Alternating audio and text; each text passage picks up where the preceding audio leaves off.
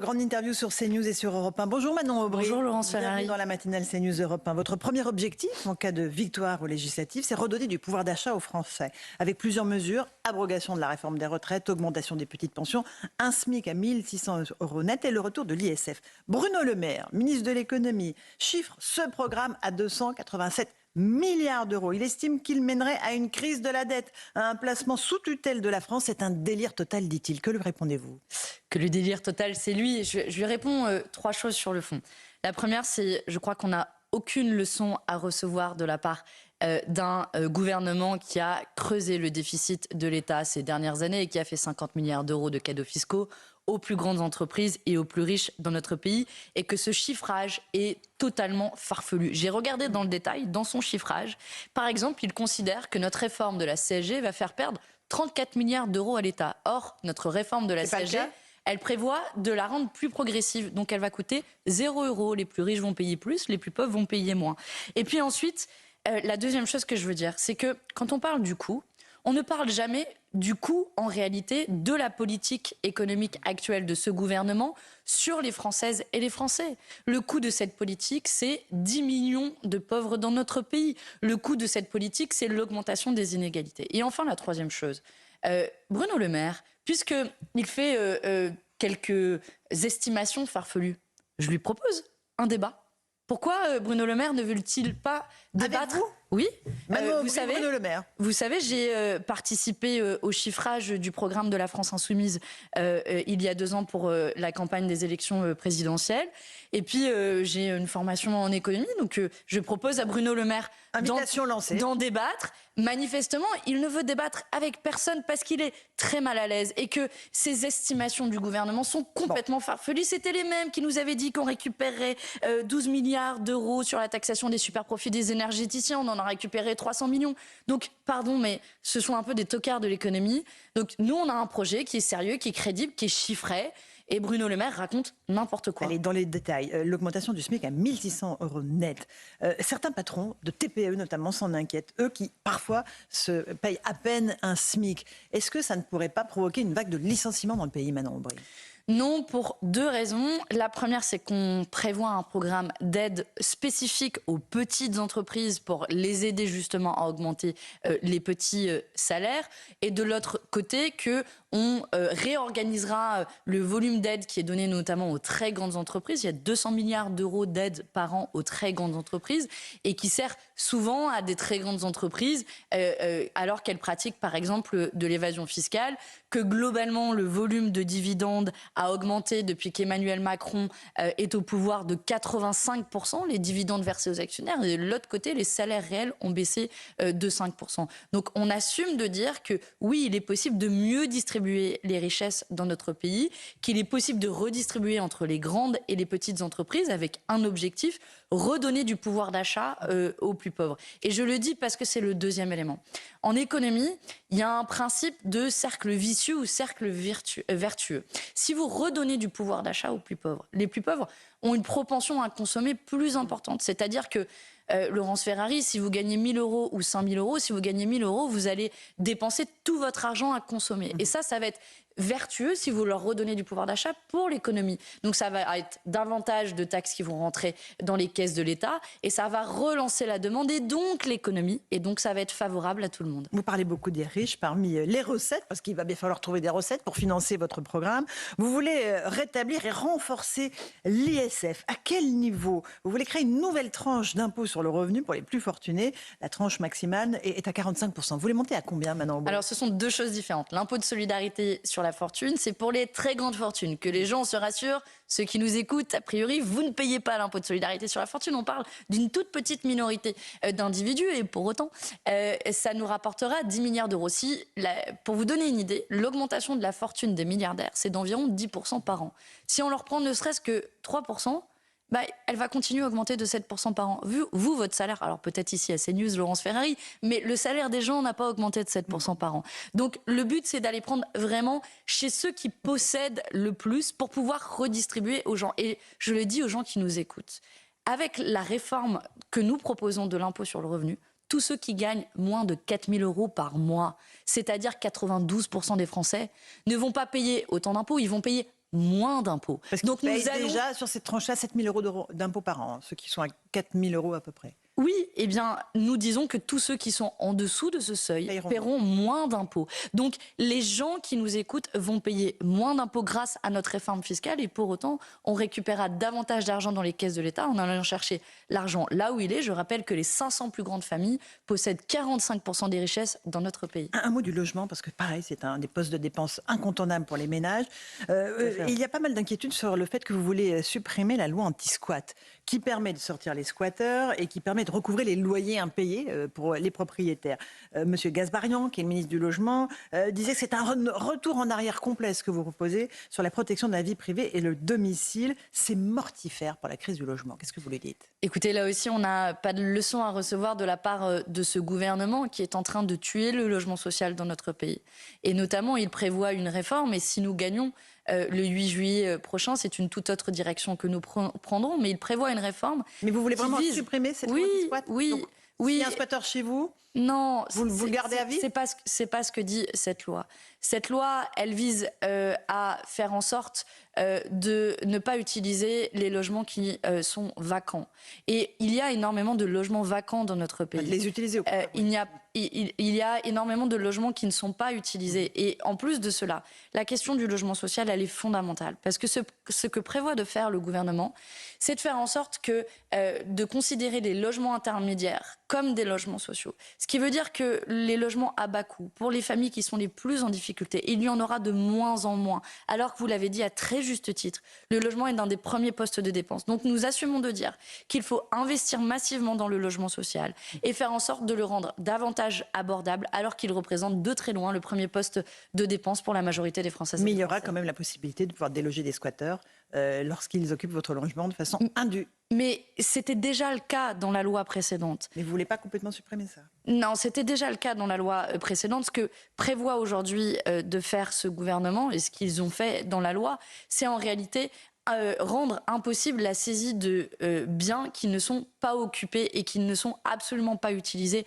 C'est ça l'enjeu. On a 300 000 personnes sans abri dans notre pays. Emmanuel Macron, comme à peu près tous les présidents de la République, ont dit il n'y aura pas de sans-abri dans notre pays. Vous voyez des gens qui sont en train de mourir de froid, de soif et de faim dans les rues de France et de Paris. Moi, je m'y refuse.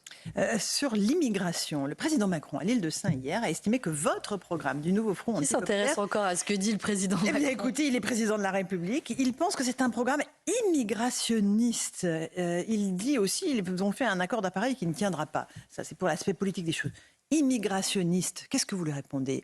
Que c'est un projet humaniste. Et je crois que l'humanité ne l'a pas beaucoup habité au président de la République. Lui qui a fait un projet de loi immigration voté, soutenu par le Rassemblement national, qui inscrit en lettres d'or dans une loi la préférence nationale et qui est une remise en cause de nos principes les plus fondamentaux. Sur quoi la préférence nationale ? Dans la loi immigration, vous avez le concept de préférence nationale qui est introduit et qui est pour moi une remise en cause de ce que doit être notre vision de l'accueil dans notre pays. Ce que nous disons, nous, dans notre projet, c'est une vision de l'immigration qui repose sur 2 piliers. Le premier, c'est d'agir sur les causes des migrations, parce que vous ne montez jamais dans un radeau de survie comme vous montez dans un bateau de croisière par plaisir. Et donc, si les gens quittent leur terre, c'est souvent qu'ils n'ont d'autres alternatives. Donc, il faut faire en sorte qu'il n'ait pas de raison de quitter leur terre. Et puis, la deuxième chose, oui, c'est un accueil digne, parce que quand un Ukrainien fuit la guerre en Ukraine ou quand un Syrien fuit la guerre en Syrie, qui n'a pas d'autre alternative, oui, on a un devoir d'accueil et d'humanité. Dans quelle mesure, Manon Aubry ? Ce qu'on a du mal à comprendre, c'est la quantification du nombre de réfugiés climatiques, notamment, parce que vous voulez créer un statut de réfugié climatique qui n'existe pas. Vous voulez accueillir. Les Français, aujourd'hui, à longueur de sondage, disent il nous faut moins d'immigration. Il nous faut moins d'immigration. Vous dites, on ouvre les portes à combien de personnes en réalité ? On a du mal à savoir le chiffre que vous C'est estimez. intéressant que vous me posiez cette question parce que c'est systématiquement l'argument qui est repris par Jordan Bardella du Rassemblement national. Alors je sais que je suis chez CNews, mais c'est systématiquement... Non. Vous êtes face à une journaliste qui vous pose des questions si vous regardez objectives depuis des années, Manon Laurence Aubry. Ferrari, si vous regardez tous les débats que j'ai fait avec Jordan Bardella, c'est systématiquement la question qu'il pose. Moi, je me fais le relais des Français. Combien de réfugiés climatiques pourraient bénéficier de ce statut, à cette question. Quand vous avez quelqu'un qui va fuir Combien? une inondation, vous allez dire ah non, attendez là, vous êtes la personne au-dessus de Quel ce critère? quota. C'est une inondation? Non, c'est Ah bon. des gens qui fuient des catastrophes climatiques, Laurence Ferrari, qui ne Il y en peuvent a des plus millions. habiter sur leur Il y en a terre. des millions, Madame Vous allez Aubry. leur dire quoi? Il y en a des De la millions. même manière, des gens qui fuient la guerre en Ukraine ou qui fuient la guerre en Syrie, vous allez leur dire quoi? Pardon, vous les êtes accueille, Madame Aubry. 1001e. Vous êtes le 1001e et notre quota, c'était Quels sont 1000 les personnes. critères? Combien de Nous, personnes? on a un devoir d'humanité, Laurence Ferrari. Et On j'assume, en est bien y conscient. compris à ce micro de CNews, notre devoir d'humanité. Mais bien sûr. Et puisque vous parlez de l'attente des Françaises et des Français, une grande majorité des Français sont pour la régularisation des travailleurs sans papier, C'est autre qui chose, travaillent Madame dans Aubry. notre pays, qui C'est autre cotisent, chose. qui payent des impôts et qui pour autant n'ont pas les mêmes droits sûr. que vous et moi et qui devraient Combien? avoir les mêmes droits Vous m'avez que pas vous et répondu moi. à ma question. Mais je vous dis, il n'y a pas de chiffres. Il n'y a pas de chiffres parce que c'est notre humanité qui commande. Parce que si vous mettez des critères, alors c'est ces critères qui commandent. Et Pas de chiffres. non, Pas de critères. si vous aviez, je vais vous donner un exemple très concret. Si Si vous aviez, c'est votre réponse. il y a des critères, mais si vous aviez un chiffre très précis à donner face à ceux qui ont fui la guerre en Ukraine. L'Union européenne a accueilli 4 millions de réfugiés ukrainiens qui ont fui la guerre. Si vous aviez mis un chiffre, si vous aviez mis par exemple 1 million maximum dans toute l'Union européenne, qu'est-ce que vous alliez dire aux 3 autres millions? D'accord. Vous restez mourir sous les bombes de Vladimir Poutine? C'est ça votre humanité, Laurence Ferrari? Ah non, non, moi mon humanité c'est effectivement accueillir les gens qui en ont besoin et qui ont besoin du statut de réfugié Eh bien, et qui nous nous remplissent retrouvons toutes les conditions nous nous du retrouvons demandeur d'asile. là-dessus, On est Laurence d'accord, Ferrari. mais je n'ai pas de réponse à ma question, je le note. Si, je viens de vous y les répondre. candidatures LFI qui font polémique. Raphaël Arnaud, leader du groupuscule d'extrême gauche La Jeune Garde, est candidat dans le Vaucluse, dans la première circonscription. Selon les informations d'Europe 1, il n'a pas une fiche S, il a 3 fiches S. Est-ce que vous êtes, comme Mathilde Panot, fier d'avoir des forces antifascistes dans vos rangs? Est-ce qu'il a été condamné? Est-ce que vous êtes fier d'avoir dans vos rangs Vous quelqu'un voyez, qui a 3 fiches S, Madame Aubry? depuis 10 jours, il y a une forme d'anathème qui est jetée sur l'ensemble des candidates et des candidats de la France Insoumise et du nouveau Front Populaire, comme si il était coupable de quoi que ce soit. Il n'est coupable de rien. C'est un militant antifasciste. C'est un militant antifasciste et comme il y en a plein dans le pays. Et je veux réussir à nous extraire de cette espèce d'ornière dans laquelle on essaie de nous enfermer. Je suis fière, oui, d'avoir un militant antifasciste à l'heure où le fascisme risque de revenir dans notre pays, à l'heure où le Rassemblement national présente des candidates et des candidats qui se sont opposés ouvertement à l'avortement et qui ont présenté l'IVG comme un génocide. Caroline Parmentier, candidate du Rassemblement national, qui a parlé du droit à l'avortement comme d'un génocide. Intéressez-vous d'un peu plus près peut-être aux candidates et aux candidats du Rassemblement national et vous verrez qu'ils ont bien plus à se reprocher que les nôtres. Et je veux dire aux gens qui nous écoutent que vous avez une formidable équipe de France qui se présente face à vous, qui est prêt à gouverner, qui est prêt à redistribuer les richesses, qui est prêt à prendre à bras-le-corps les défis de notre temps. Y compris Manon Aubry, Alexis Corbière, y compris Raquel Garrido, y compris Daniel Simonet. Vous les soutenez ou pas? C'est légitime qu'ils se présentent, ces députés sortants. J'ai dit mes réserves sur la décision qui a été prise, mais je vais vous dire, l'enjeu dans ces circonscriptions... Mais ils ont le droit de se présenter et c'est légitime. Bien sûr, tout le monde a le droit. Vous aussi, vous avez le droit de vous présenter.